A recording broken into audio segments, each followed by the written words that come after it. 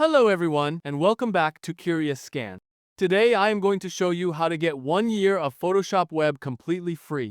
No payment method, no hidden charges. Let's jump straight into it. First, open your browser. Copy the link from the video description and paste it into your browser. Now you will see the Adobe Photoshop Web extension page. Click on Get, and then click on Add Extension. Wait a few seconds until the extension is added. After that, you will see a button called Start Your Free Offer.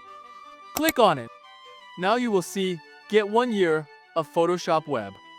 Click on Start Now and log in with your Adobe account.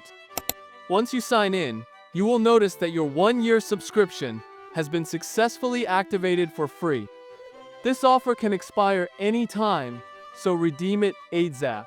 And yes, sorry for the little delay in posting, but hey, at least you're still early. That's all for today's video. I'll see you in another exciting upload, so make sure to like, subscribe, and share this with your creative friends. Thank you for watching. Curious Scan signing off.